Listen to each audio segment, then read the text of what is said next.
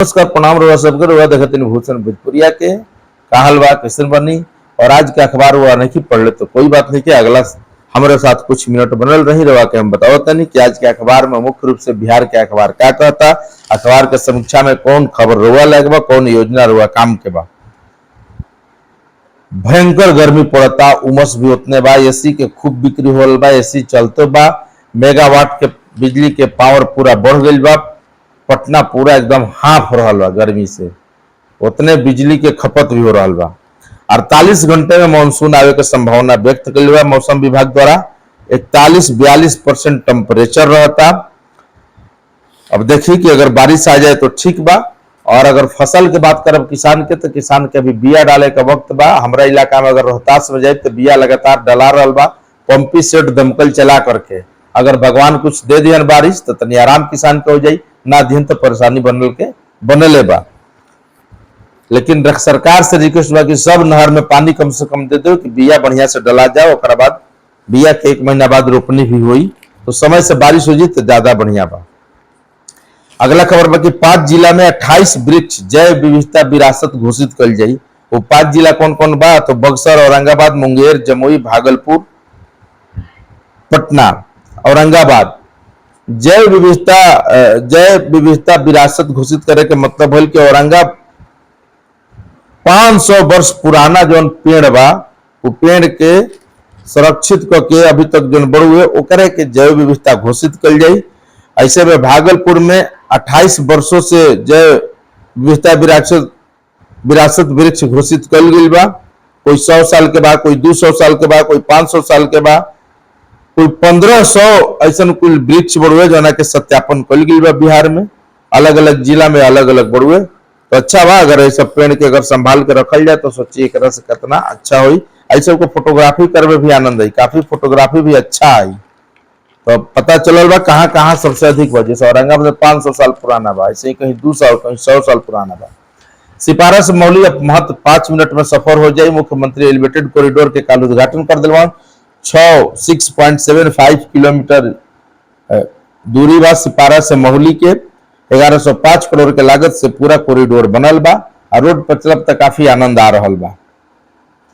तो सड़क संपर्क के मामले में बिहार तो ठीक बा। आज के डेट में सड़क के तरह ही कोई और विभाग में काम भइल रही तो बड़ा अच्छा लगी, लेकिन वो में ना हो पाई 20 साल में। ये भी एगो दुर्भाग्यपूर्ण ही बात बढ़ुए। काम तो हर सेक्टर में होल बा, लेकिन सड़क के जैसा जैसे सड़क चकचक बा वैसे शिक्षा चकचक हो जाई, स्वास्थ्य हो जाई, ये चीज ना हो पाई। अगर हर गल ना पहुंचल तो भ्रष्टाचार हो गई।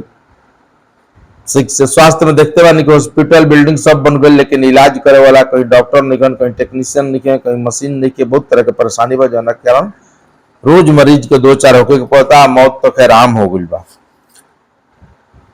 इजराइल और ईरान में युद्ध चल रहा बा, अंतरराष्ट्रीय रूप से खबर देखिए तो दोनों भीषण युद्ध भाई। कब तक कोई युद्ध से कोई फायदा तो नहीं थे, लेकिन अब दोनों अपन अपन और गिल बा तो नुकसान देश भर में जरूर बा। जितना माल आवत जात रहे, आयात निर्यात होत रहे, ओकरा पर असर पड़ी। यही से महंगाई भी बढ़ता।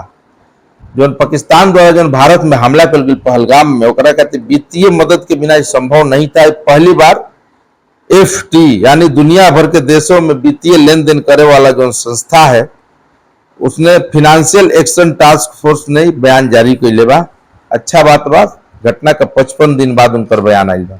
जुलाई के दूसरे सप्ताह में शुरू हुई डॉक्टर लोग के मेडिकल के लिए काउंसलिंग, जो नीट के भी एग्जाम में होल बा। बिहार में जलमार्ग सबसे सस्ता विकल्प केंद्रीय मंत्री सोनोवाल जी कहले बाड़न। और केंद्रीय मंत्री ये भी कहले बाड़न कि पटना में गंगा में वाटर मेट्रो चलावे के पूरा योजना बन गई बा। 2 दिन तक एजा पूरा मंथन विचार विमर्श भइल, ओकरे में निकल के आयल हो कि पटना में वाटर मेट्रो चली। चूंकि अब देखिए दिक्कत क्या बा, खुशी के बात बा कि चली, लेकिन परेशानी बा कि चुनाव के समय ही सब कुछ याद काहे आवेला। अगर 5 साल मौका दियल गेल रहे तो काहे ना एगो वाटर मेट्रो चला के देखई। कुछ कामों तो शुरू भइल रही, फिर चुनाव आयल बा तो एगो नया घोषणा। पिछला चुनाव में गडकरी जी अलन तो कहलन कि सी प्लेन चली, जैसे गुजरात में उतार दिलन वैसे जो कहलन कि सी प्लेन चली पटना के गंगा में, लेकिन ना चलल। अब एगो नया शब्द आ गइल वाटर मेट्रो। शीघ्र काम होई, एकरा खातिर अर्बन वाटर मेट्रो चलावल जाई और एकरा खातिर 50 करोड़ के लागत से शिप रिपेयर केंद्र भी खोलल जी पटना में। 479 करोड़ के लागत से योजनाओं पे काम चल रहा बा। और वो बतौलो हम कि काका हम गंगा के सेक्टर में काका काम करतनी, खासकर अपन जौन काम के लिए ओकरा के बारे में वो गिनौलन हम।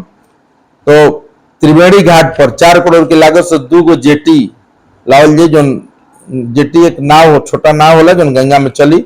गंगा कार्यक्रम तो 60 सामुदायिक जेटियों को लोगों से बाजार से जोड़ल जाए ताकि लोग आवस। 2014 में देश के जलमार्ग मात्र 5 गो जलमार्ग रहे। 2014 में जब मोदी जी सत्ता संभाल रहे तब, आज के समय में 111 जलमार्ग हो गई बा। मतलब 111 जलमार्ग बनावल गया जो न से जहां पानी के जहाज माल लेके आवता और जाता। 2013-14 में 18 मिलियन टन जलमार्ग से माल ढुआत रहे, अब ढुआ रहा 145 मिलियन टन।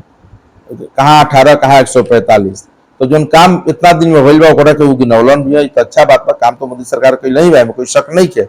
राष्ट्रीय जलमार्ग 1 अप्रैल से हल्दिया प्रयागराज से फैला 1620 किलोमीटर लंबा जलमार्ग है। एक में वाराणसी, साहिबागंज, हल्दिया, कालू घाट और मल्टी मॉडल टर्मिनल का निर्माण किया जाएगा। ठीक भाई, सब चीज होके से, लेकिन बिहार के मंत्री विजय चौधरी जी कहला कि पहले गाद के उड़ाई हुई तबे ये सब काम संभव बा, नहीं तो काफी परेशानी एक से बढ़ सकेला। अच्छा बात बा, ये सब काम होके तो बिहार में विकास खातिर तो ठीक बा, लेकिन चुनाव के समय याद मत आवे, इतना ध्यान जरूर रखे बा।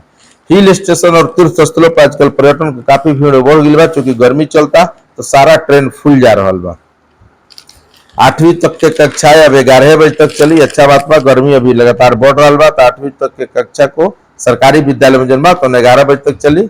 अब बाकी संचालन 10:30 बजे के बाद कोचिंग के संचालन हुई और बाकी लड़कन के दिन में चली जो 8 क्लास से ऊपर बढ़े छात्र जो पढ़े वाला बा।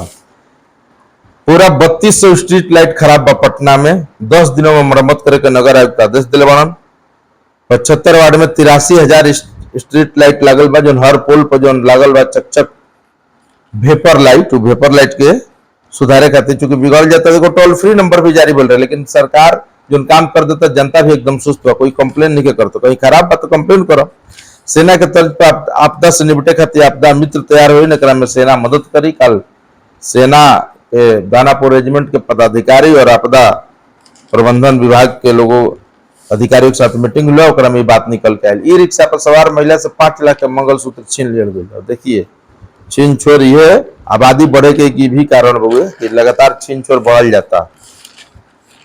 इस सब समस्या रहला के बावजूद भी लगातार घटना दुर्घटना हो रहा बा। किसान के 20 जून तक उपलब्ध करा दिया शारदीय बीज, यानी बीज वितरण का कृषि विभाग बीज वितरण खातिर 20 तारीख तक मंत्री जी निर्देश दिलवान कि 30,000 क्विंटल ज्यादा पैदावार करने वाले धान का प्रभेद लक्ष्य और बीज को मक्का, धान, इस सब के संकर जो बड़े बीज के उपलब्ध करावल जाए। प्रदेश के 161 ग्रिड में 3 दिनों के अंदर निरीक्षण करने का निर्देश दिया गया। सभी पदाधिकारियों को निरीक्षण करके बताएं कि भाई क्या हुआ। राजभवन कुलाधिपतियों के कार्यों का मूल्यांकन करेगा, क्योंकि समय पर कॉलेज चले, समय पर कॉलेज चली तभी जाके उच्च शिक्षा में गुणवत्ता में सुधार आई। तो राजभवन भी थोड़ा सख्त हो, चूंकि राज्यपाल बड़ा विद्वान आदमी आयल बनन, अगर कुछ कर रहा बन तो बहुत ही अच्छा बात बा। महिला, अब देखिए बड़ा एगो खबर चिंता वाला आयल बा कि महिला को एक साथ 4 इंजेक्शन लगा दिया, मौत हो गया। मधेपुरा मेडिकल कॉलेज में का मामला भाई, डॉक्टर कागज पर लिख दल रहे। मधेपुरा प्रखंड के सुंदरपट्टी निवासी प्रमोद यादव की पत्नी खुशबू कुमारी है, 26 वर्षीय। अब सोचिए कि कैसा लापरवाही है कि 1 घंटे में 4 गो सुई दिया गई और सुई भी बाहर से मंगाल गई। सरकार कहता है कि हम 200 तरीके का दवाई जो बा हॉस्पिटल में सुई या दवाई उपलब्ध करवाले बनी। तो बताइए, बाहर से मंगाया, दुकान से 700 रुपए का इंजेक्शन मंगा के दिया गया, लेकिन उसके बाद पत्नी की उन पर मौत हो गई। अब ऐसा डॉक्टर पर तो कार्रवाई हो गई कि चाहिए। सरकार कहते कि हम सुई दवाई दे दिल बानी, या बाहर से मंगौलस, कैसन सुई रहे, एक्सपायर हो गई रहे कि खराब रहे कि क्या भइल, बेचारी के मौतें हो गई। अब क्या करबो। यादव जी के परिवार तो चल गए, डॉक्टर के तो कुछ लागत नहीं, ओकरा तो खाली पुर्जा पर लिख देवे के बा, बाहर से मंगवावे के बा, और नहीं क्यों तो कोई बात नहीं। मई में भारत के वस्तु और सेवा निर्यात में 2.8% बढ़ा है। ये अच्छा खबर बढ़ुए। एसबीआई भी कर्ज घटौले बा, चूंकि रेपो रेट डाउन हुई बा तो सब बैंक के घटाओ ही की चाहिए, अगर निकल जाए घटाओ तो दिक्कत बढ़ुए। अब तो देखिए डोनाल्ड ट्रंप भी अड़े हुए हैं कि एकदम सब जितना भी बाहर से विदेश से लोग जाके ओजा रह रहल बा उनके निकाले खातिर निर्वासन करवाई, आव्रजन अधिकारी को एकदम फिर तहसीलदार के सब कोई के हटा के रख देगा, एक आदमी के नीचे रह देके 90 दिनों के हर जिलों में आपदा प्रबंधन योजना बनाई। गृह मंत्री कल आपदा सम्मेलन में बोले हैं। इससे होगा क्या कि आपदा प्रबंधन के रूप में जो नए नए चुनौती, जो नए आपदा और हलवा ओकरा से निपटे खातिर सब काम कइले। तो धन्यवाद। आज के अखबार में यह सब खबर हुआ है।